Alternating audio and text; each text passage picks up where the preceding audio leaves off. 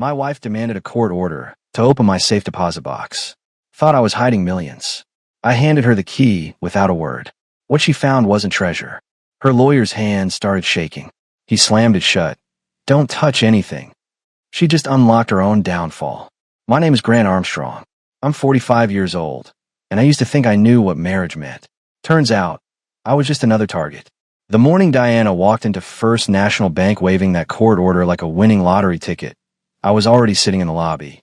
Leather chair, Wall Street Journal folded in my lap, coffee cooling in a paper cup. I wasn't hiding.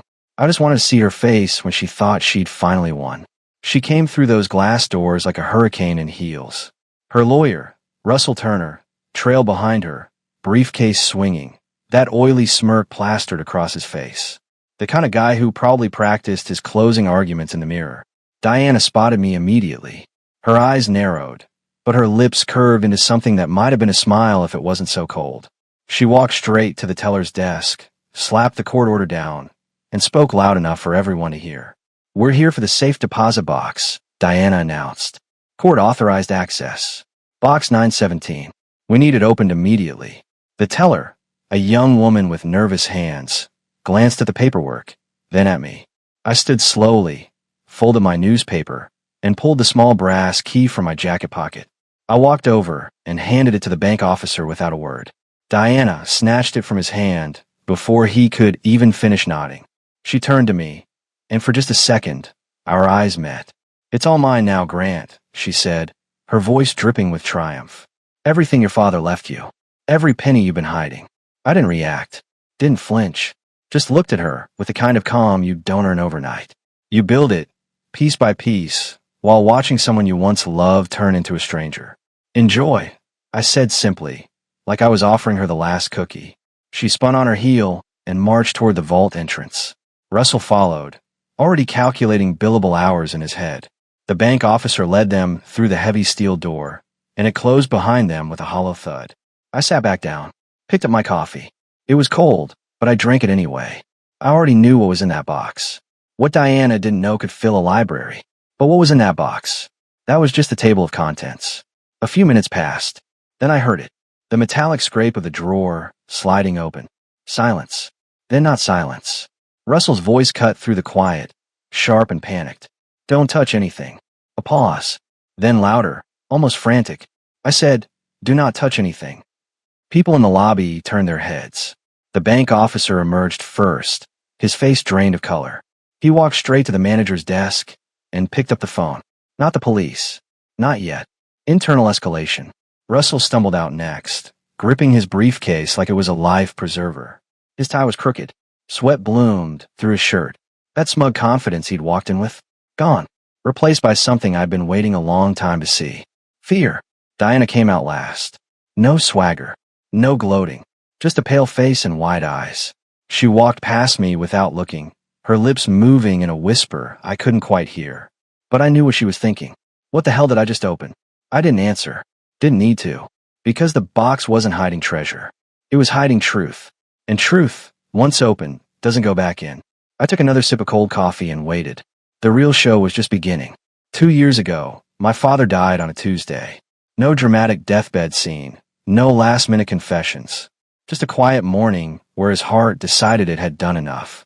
He was 67, sitting in his favorite chair with a book in his lap, and when I found him, he looked almost peaceful. The funeral was small. A handful of old colleagues from his construction business, a few neighbors, and a eulogy I wrote without exaggeration. Harold Armstrong believed in building things that lasted. Houses, bridges, trust funds that could weather any storm. He kept his wealth boring on paper. Real estate trusts, corporate shells with names like Greystone Holdings and Summit Ridge, LLC. But if you knew where to look, really look, you'd find offshore accounts from the 80s and bearer bond from when that still meant something. He never explained it all to me directly. Just left behind a locked spreadsheet and a handwritten note tucked inside his desk drawer. "Only open this if they come for you," it said. I didn't touch it. Not right away. Diana didn't care at first. Didn't even ask about the estate. She kissed me at the funeral, held my hand during the reception, and went back to scrolling through her phone like nothing had changed. For a few weeks, life just continued. I handled probate. The lawyers handled paperwork. Diana handled her Pinterest boards. But then the whispers started. A distant cousin, drunk at the wake, mumbled something about accounts in the Cayman Islands. One of Dad's old business partners sent a condolence card that accidentally mentioned the Indonesian portfolio. And the real trigger? A trust officer from a firm in Bermuda called our house phone while I was at work. Diana answered. She listened to that voicemail 3 times. I know because I checked the call log later. From that moment, everything shifted. Suddenly she was interested. Curious. Concerned. She called it. How much did your father leave you?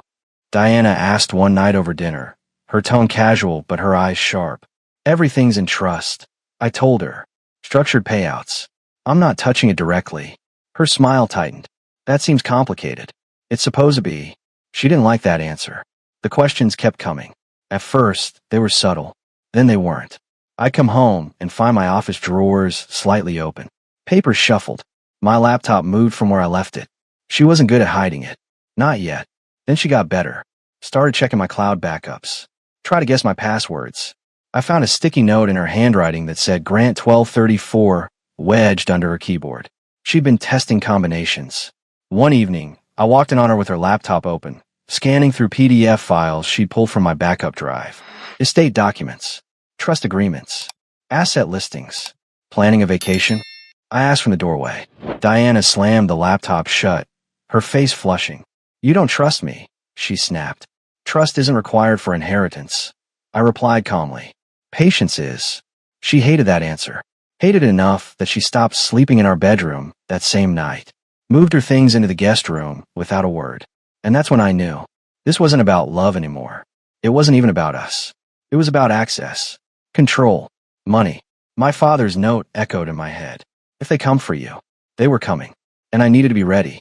So I unlocked that spreadsheet, read every line, studied every clause. And I started building something my father would have been proud of. Not a defense. A trap. One she'd walk into with her eyes wide open, thinking she'd finally outsmarted me. And when it closed around her, she'd realized too late that I'd been waiting all along. The first real fault in Diana's mask came during Thanksgiving dinner at my mother's house. Not a break in her facade, a slip. The kind of mistake you make when you think everyone around you is too distracted to notice. My mother, Linda, had gone all out. Turkey, stuffing, 3 kinds of pie, the whole Norman Rockwell spread. Diana sat across from me, playing the dutiful wife, smiling at the right moments, laughing at my uncle's bad jokes. Our son Logan, 4 years old, sat in his booster seat between us, picking at mashed potatoes with his fingers. Everything seemed normal until Logan looked up at Diana and said, loud enough for the whole table to hear, Mommy, when is Garrett coming over again? He said he'd bring me another toy truck. The table went silent. Forks froze midair. My mother's smile faltered. Diana's face went white, then flushed red. Logan, sweetie, Diana said quickly, forcing a laugh. You mean Gary, from the daycare.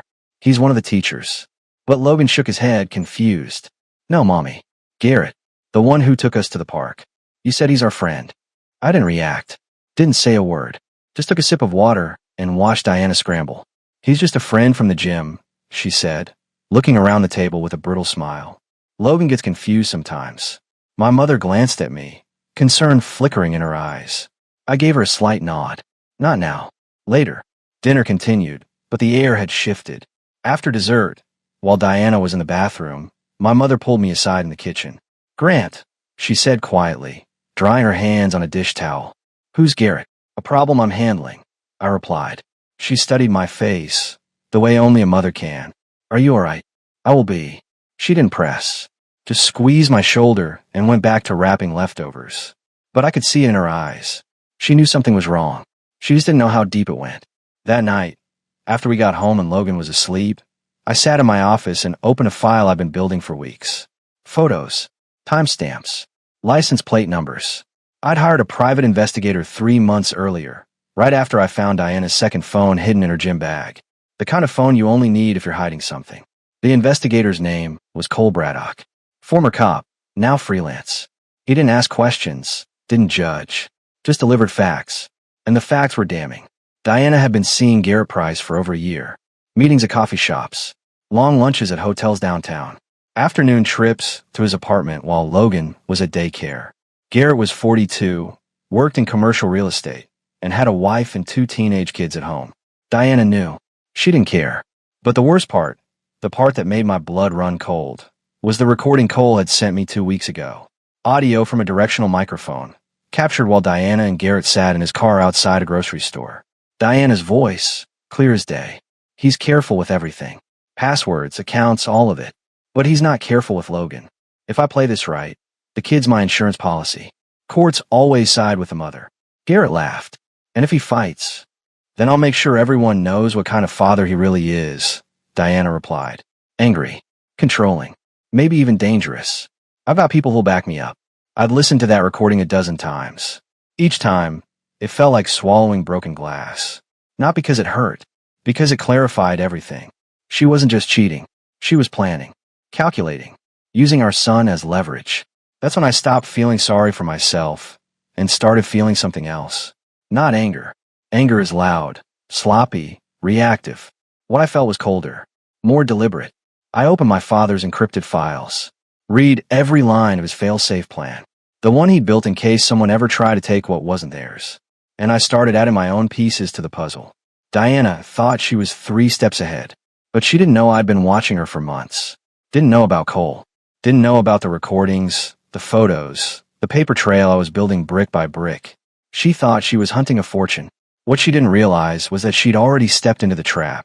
And when it closed, there'd be no way out. 3 months after Thanksgiving, I made the hardest decision of my life. I took Logan to a private lab across town and had them run a paternity test. Not because I wanted to, because I needed to know the truth. The waiting was brutal. 2 weeks of pretending everything was normal while my mind spun through every possibility. But when the results came back, sealed in a plain manila envelope, I sat in my car for 20 minutes before I could open it. The paper inside was clinical, cold, definitive. Probability of paternity, 0%. Logan wasn't mine. Biologically, at least. And the timeline matched. 4 years ago, right around when Logan would have been conceived, Diana had gone on a week-long girls' trip to Scottsdale. I remembered because I'd stayed home, working overtime on a project. She came back tan, relaxed, and 2 months later, told me she was pregnant. I never questioned it. Why would I? We were married. We were trying. And when Logan was born, I held him in the hospital and felt like my life had finally clicked into place. Now, sitting in my car with that paper in my hands, I felt something break inside me. Not my love for Logan. That was ironclad. But whatever last thread of loyalty, I had a Diana snap clean. She'd lied about everything. And she'd used my son, used Logan, as a weapon before he was even born. I drove home in silence. Diana was in the living room, scrolling through her phone. She barely looked up when I walked in. How was work? She asked absently. Fine, I said. I went upstairs, locked the office door, and called Walter Gibson, the attorney I'd been consulting for months. He was old school, mid-50s, gray hair, no nonsense. The kind of lawyer who didn't care about drama, just facts. I've got the paternity results, I told him. And Walter's voice was steady, not mine. Silence on the other end. Then, that changes everything, Grant. If you're not the biological father, her leverage in court just evaporated. Custody, alimony, child support, it all shifts. I don't care about that, I said. Logan is my son. Biology doesn't change that. I understand, Walter replied. But this is evidence of fraud. She deceived you. That activates the prenup clause. The prenup, clause 14b. The one Diana had signed 3 years ago without reading, laughing it off as paranoia. It stated clearly, in the event of fraud, deception, or manipulation through legal channels, all marital assets revert to the non-offending party. No split. No negotiation. Everything goes to the person who didn't lie. I thought it was overkill when my father insisted I include it. Now it felt like prophecy. Keep the test results sealed, Walter advised. Don't tell her you know. Not yet. Let her file. Let her make her case. Then we'll bury her with the truth. I hung up and sat in the dark for a long time. Downstairs, I could hear Diana laughing at something on TV. Probably texting Garrett. Probably planning her next move. She had no idea the ground had just shifted under her feet. And when she finally realized it, when she stood in that bank vault and saw what I'd been building, it would already be too late. Because I wasn't just fighting for money or pride. I was fighting for Logan. For the truth. And I'd learned from the best. My father taught me that the strongest structures aren't built in haste. They're built in silence, one piece at a time, until they're unshakable. Diana thought she was dismantling my life, but all she was really doing was giving me the blueprints for hers. 6 months after I found the paternity results, Diana filed for divorce. Her attorney, Russell Turner, came out swinging. They requested emergency hearings, demanded full financial disclosure, and asked the court to compel me to open every account, every vault, every safe deposit box I had access to. The courtroom was sterile. Fluorescent lights, cheap wood paneling, an air that smelled like old coffee and anxiety. Diana sat at the plaintiff's table with Russell, dressed in a navy suit that probably cost more than most people's monthly rent. She looked confident, victorious even, like she'd already won. I sat with Walter Gibson at the defense table. He was calm, flipping through documents with the patience of a man who'd done this 1,000 times. Russell stood first, his voice booming. Your Honor, we have reason to believe the respondent has concealed marital assets in various storage facilities and safe deposit boxes.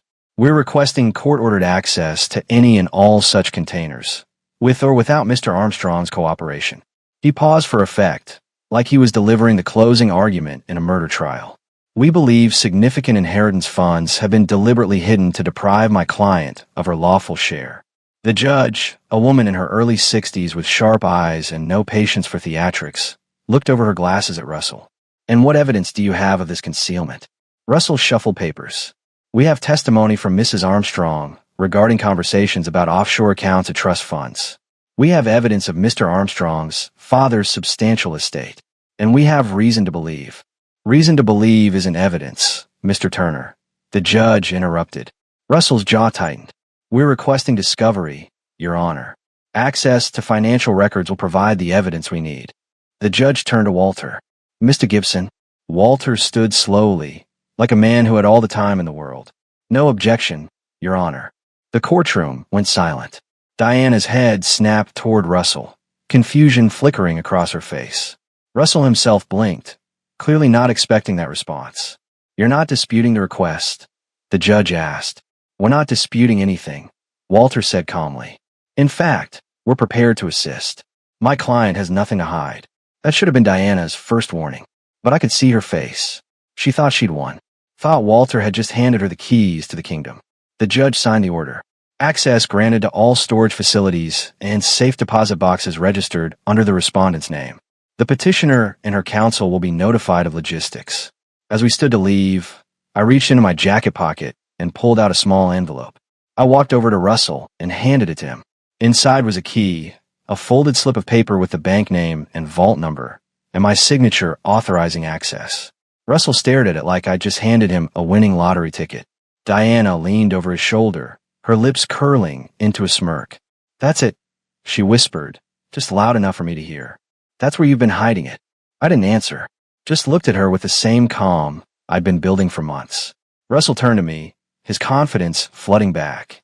We'll have this open by Monday, he said. Take your time, I replied. Just make sure you bring gloves. He laughed, actually laughed, like I made a joke. Diana rolled her eyes and turned away, heels clicking on the tile floor as she walked toward the exit. Walter and I left through a side door. Once we were outside, he glanced at me. You're sure about this? He asked. Positive. He nodded. Then let's see how this plays out.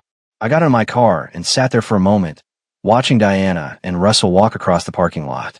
She was talking animatedly, gesturing with her hands, probably already spending money in her head, already planning what she'd do with half of everything. But she didn't know what was in that box. Didn't know I'd spend the last year filling it with something far more valuable than money. Evidence. Documentation. Truth. And when she opened it, when she saw what I'd been building, the look on her face would be worth every sleepless night I'd spent getting here. Monday morning. First National Bank. 10:30. I arrived early, just like before, and sat in the same leather chair in the lobby with a newspaper I wasn't reading. I was waiting, watching. Diana arrived 15 minutes later with Russell and another woman I didn't recognize. She looked official, probably a forensic accountant or paralegal. Diana was dressed for victory again. Designer handbag, sunglasses pushed up on her head, that same smug expression I'd been watching for months. She saw me and stopped mid-stride. For just a second, something flickered in her eyes. Doubt, maybe. Or suspicion. But Russell was already moving toward the teller desk, court order in hand, and Diana followed. We're here to access safe deposit box 917, Russell announced. Court authorized. The bank officer, the same nervous young woman from last time, nodded and led them toward the vault. I didn't follow. I just sat there, turning pages I wasn't reading, and waited for the inevitable. It didn't take long, maybe 4 minutes. Then I heard it, a metallic scrape, the sound of the drawer sliding open. Then silence. Long, heavy silence. Then Russell's voice, sharp and rising in pitch. Wait. Stop. Don't touch anything. The woman with them said something I couldn't make out. Then Russell again, louder. I said, do not touch anything in there. People in the lobby turned. The tellers looked up from their screens. I folded my newspaper and set it down. The bank officer came out first, face pale, walking quickly to the manager's desk. She picked up the phone and spoke in urgent, hushed tones. Russell stumbled out next, gripping his briefcase like a lifeline. His face was flushed, his tie loosened. That cocky confidence from the courtroom, gone, replaced by something close to panic. Diana came out last. She wasn't walking the same way she'd walked in. No swagger, no triumph, just slow, measured steps, like she was trying not to trip. Her face was blank, empty. She walked past me without making eye contact. I stood. Find what you were looking for. I asked quietly. She stopped, turned, stared at me with something I'd never seen in her eyes before. Not anger, not hatred, fear. What did you do? She whispered. I documented. I said simply. Russell was beside her now, pulling her toward the exit. We need to leave. Now. But Diana didn't move. She was frozen, staring at me like I was a stranger. There are pictures, she said, her voice breaking. Videos. Bank records. How did you? You thought I didn't notice, I said, my voice calm. You thought I was too busy, too trusting, too stupid to see what was happening right in front of me. But I saw everything, Diana. Every lie. Every meeting. Every dollar you thought you hid. This is entrapment. Russell snapped, stepping between us. This won't hold up. It's documentation, I replied. And it's all legal. Time-stamped. Notarized. Admissible. Diana's face went from pale to ashen. The fund, she whispered. You know about the fund. I nodded. The Children's Cancer Fund my father started. The one you stole $120,000 from. Yeah, I know about that too. Her knees seemed to buckle slightly. Russell grabbed her arm to steady her. There's more in that box, I continued. Medical records showing you lied about having cancer to collect donations. Receipts showing you spent $85,000 on plastic surgery for Garrett. Bank transfers to your sister Brenda under fake names. And my personal favorite, a video of you telling Garrett that Logan is your insurance policy. You're lying, she said, but her voice had no strength. I have timestamps, Diana. GPS data, phone records, and a recording of you saying, and I quote, I married him for the money. I'll leave once I know where it's all buried. She opened her mouth, closed it, opened it again. Nothing came out. Russell pulled her toward the door. Don't say another word, he hissed. But before they left, I called out. Oh, and Diana, there's one more thing in that box. She stopped, didn't turn around, but I knew she was listening. Paternity test results, I said. For Logan. Her shoulders stiffened. Russell's head snapped toward me. 0%. I continued. He's not mine. Which means you lied about that too. And according to Clause 14B of our prenuptial agreement, fraud voids your claim to any marital assets. You get nothing. Diana turned slowly.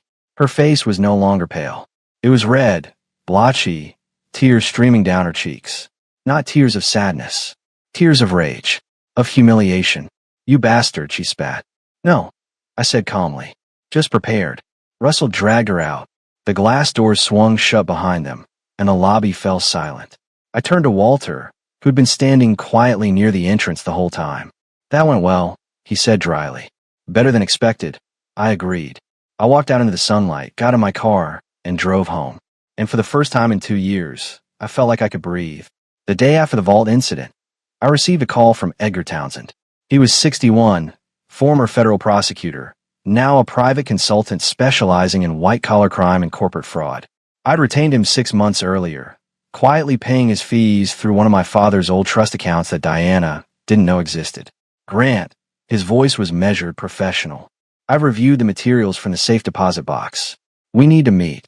We met at his office downtown. No receptionist. No waiting room. Just a private suite with floor-to-ceiling windows overlooking the city. Edgar sat behind a mahogany desk, reading glasses perched on his nose, a thick folder open in front of him.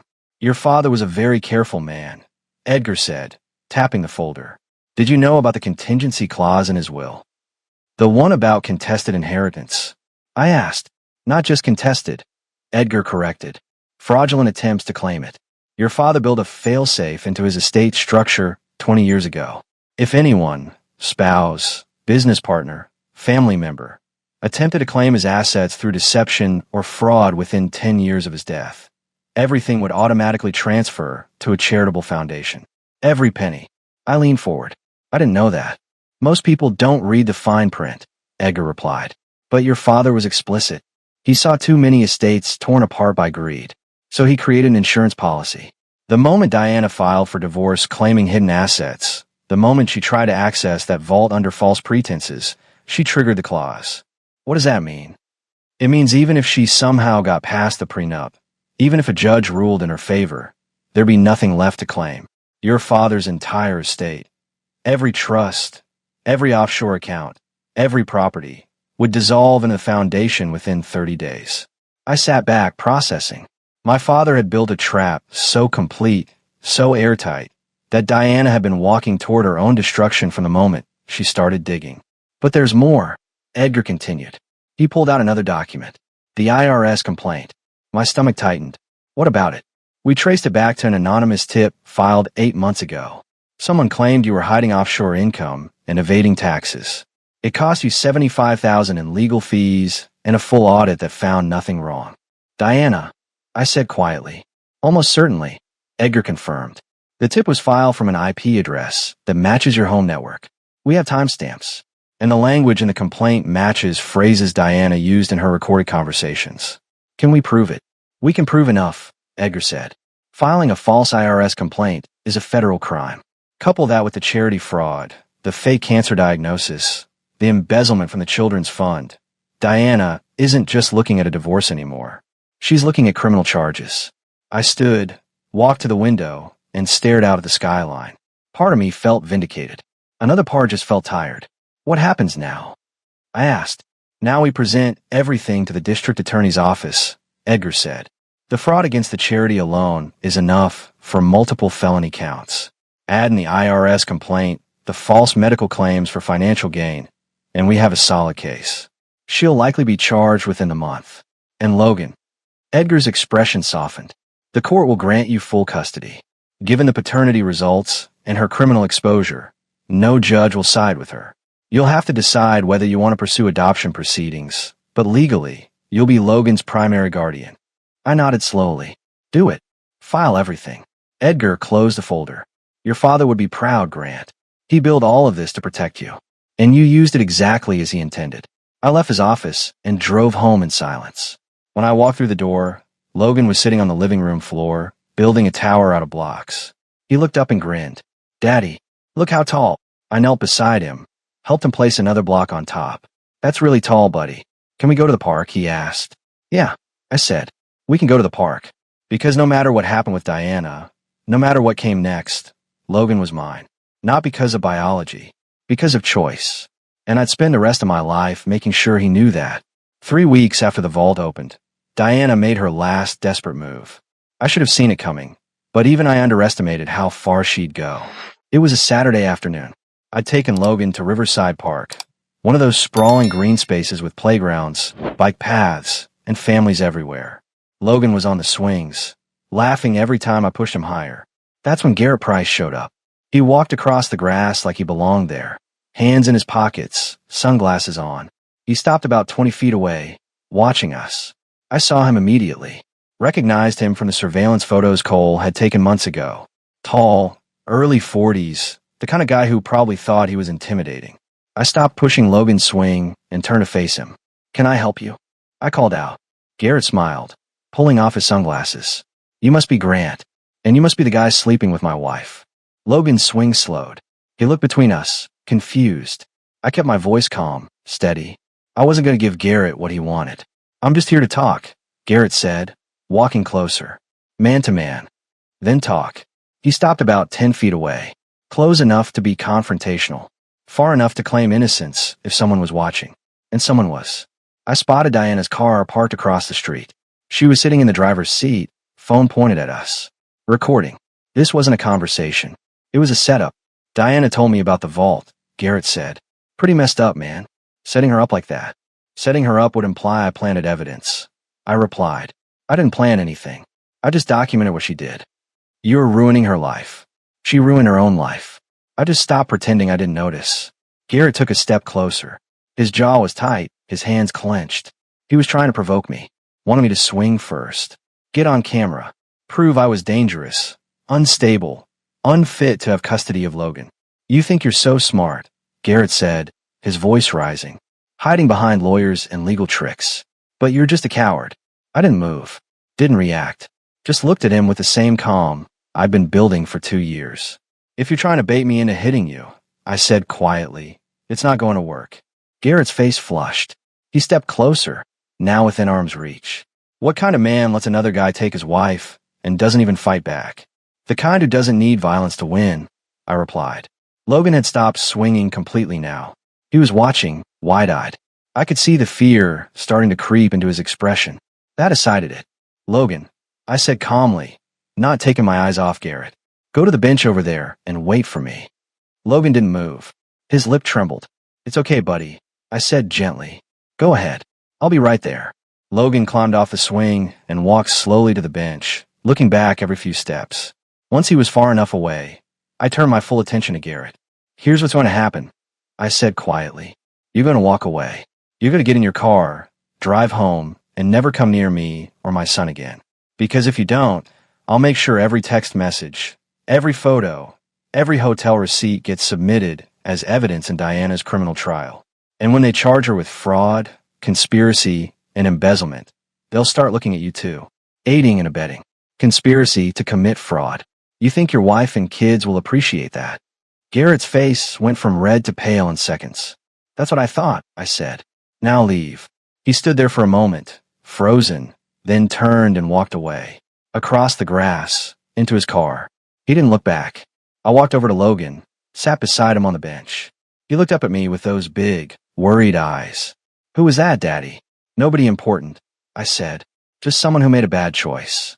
Are you okay? I pulled him into a hug. I'm fine, buddy. I'm always fine. We stayed at the park for another hour. Played on the slides, threw a football, got ice cream from the truck near the entrance. And the whole time, I knew Diana was somewhere watching, realizing that her last play had failed. Because I wasn't the man she thought I was. I wasn't weak. I wasn't careless. And I damn sure wasn't going to let her destroy what mattered most. The charges came down 4 weeks after the vault opened. Federal fraud. Theft from a charitable organization. Filing false IRS complaints. Conspiracy to commit wire fraud. Diana was arrested on a Tuesday morning at her sister Brenda's house, where she'd been staying since I changed the locks on her home. The local news picked it up immediately. Former construction executive's wife charged in charity fraud scheme. They didn't use her name in the headline, but everyone knew. The story detailed how she'd stolen over $120,000 from a children's cancer fund, faked a cancer diagnosis to collect donations, and filed false federal complaints against her husband. My phone exploded with calls. Friends I hadn't spoken to in years. Colleagues from work. Even my Uncle Bill, who never called anyone, left a voicemail saying, always knew something was off about her. But the call that mattered came from Diana's parents, Richard and Patricia Fletcher. I'd met them maybe a dozen times over the years. They'd always been cold toward me, like I wasn't quite good enough for their daughter. Now Richard was on the phone, his voice sharp and angry. Grant, we need to talk about Diana's legal fees, he said without preamble. What about them? I asked. She needs a proper defense. We're asking you to contribute. It's the right thing to do. I was silent for a moment, processing the audacity. You want me to help pay for her defense? After everything she did. She's still Logan's mother. Patricia's voice cut in on the other line. She must have been listening. You owe it to him to make sure she has adequate representation. Logan isn't her biological son, I said flatly. The paternity test proved that. She lied about that too. Silence on the other end. Then Richard again, his voice harder. This is your fault, Grant. You humiliated her, destroyed her reputation. You set her up. I documented her crimes. I corrected. There's a difference. We're asking you to do the right thing, Patricia said, her voice quivering. Help her. For Logan's sake. No, I said simply. Then we'll sue you, Richard threatened. For defamation. For emotional distress. For what? I interrupted. Everything in that vault was true. Every document verified. Every recording authenticated. You want to sue me for telling the truth? Good luck finding a lawyer stupid enough to take that case. You've destroyed our family, Patricia said, her voice breaking. Our reputation in this community is ruined because of you. Your reputation is ruined because your daughter is a criminal, I replied, and you raised her to think she could get away with it. That's not my fault. That's yours. I hung up, blocked both numbers, and for the first time in weeks, I felt a weight lift from my shoulders. The preliminary hearing happened 2 weeks later. Diana sat at the defense table with a public defender, her face hollow, her hair pulled back in a messy ponytail. She looked smaller somehow, diminished. The prosecutor laid out the case methodically. Bank records showing transfers from a charity fund to Diana's personal accounts. Medical records proving she never had cancer. Recordings of her planning to frame me. The false IRS complaint traced back to our home computer. The jury of her peers would hear everything. Diana's lawyer tried to argue entrapment. Tried to claim I'd manipulated evidence. But the judge shut him down quickly. Mr. Armstrong didn't create these documents. He simply preserved them. Motion denied. As I left the courthouse, a reporter approached me with a microphone. Mr. Armstrong, do you have any comment on your wife's charges? She's not my wife anymore, I said, and I have nothing to add. The evidence speaks for itself. That evening, I picked Logan up from my mother's house. He ran to me with a drawing he'd made. A house, a stick figure man, and a smaller stick figure labeled me and Daddy. That's us, he said proudly. That's perfect, buddy, I said, kneeling down to his level. You know I love you, right? I know, Logan said, hugging me. I love you too, Daddy. And in that moment, I knew I'd made the right choices. Every single one. 8 months after the trial began, Diana accepted a plea deal. 5 years in federal prison for fraud and theft. 3 years probation after release. Full restitution to the charity fund. And she signed away all parental rights to Logan without contest. The judge had made it clear during sentencing. Mrs. Armstrong, you didn't just steal money. You stole from sick children. You manipulated the legal system. You lied to your husband about the paternity of a child to secure financial gain. This court finds your actions reprehensible. Diana stood there, hands cuffed, and said nothing. No apology. No remorse. Just empty silence. They led her away, and I never saw her again. The custody hearing happened a week later. Walter Gibson presented the paternity results, the evidence of Diana's manipulation, and my petition for formal adoption. Your Honor, Walter said, Mr. Armstrong has been Logan's father in every meaningful way since birth. He's provided care, stability, and love. The biological connection doesn't exist, but the parental bond absolutely does. We're asking the court to formalize what's already true, that Grant Armstrong is Logan's father, legally and permanently. The judge reviewed the documents, then looked at me. Mr. Armstrong, you understand that adoption is permanent? You'll have all legal rights and responsibilities for this child. I understand, Your Honor, I said. Logan is my son. He always has been. She signed the papers. Adoption granted. Congratulations, Mr. Armstrong. I walked out of that courthouse with legal documents that said what my heart had known for 4 years. Logan was mine. Not because of biology. Because of choice. Because of love. Life settled into a new rhythm after that. Logan started kindergarten. Made friends. Played soccer on weekends. He asked about Diana once, early on. Where's Mommy? She had to go away for a while. I told him gently. But you've got me. And Grandma Linda. And Uncle Bill. We're your family. He thought about that for a moment, then nodded. Okay. Kids are resilient in ways adults forget. I sold a house. Too many bad memories.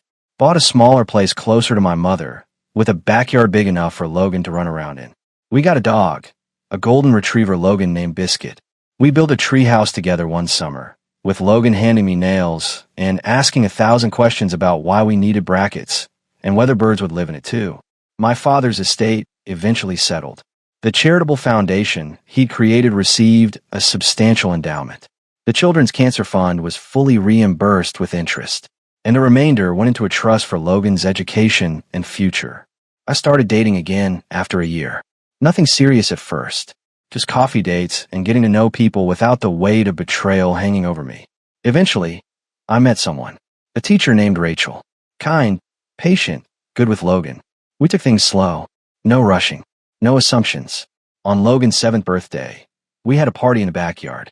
Friend from school, my mother, Uncle Bill, even Walter Gibson stopped by with a present. Logan ran around with his friends, covered in cake frosting and grass stains, laughing so hard he could barely breathe. Rachel sat beside me on the porch steps, watching the chaos. "You've done a good job with him," she said. "He makes it easy," I replied. "Still," she said, squeezing my hand, "he's lucky to have you." I watched Logan chase Biscuit across the yard, both of them tumbling into a pile of leaves. And I realized something. I'd spent 2 years fighting for justice, for truth, for vindication. But what I'd really been fighting for was this. This moment, this life, this kid who called me dad not because he had to, but because that's who I was. Diana had tried to take everything from me. Instead, she'd given me clarity, shown me what mattered and what didn't. And in the end, I didn't just survive what she did. I won. Not in a way she would have understood. Not with money or revenge or public humiliation. I won because I got to keep being Logan's father. Because I got to build a life based on truth instead of lies. Because I learned that the strongest foundation isn't built on what you inherit, but on what you choose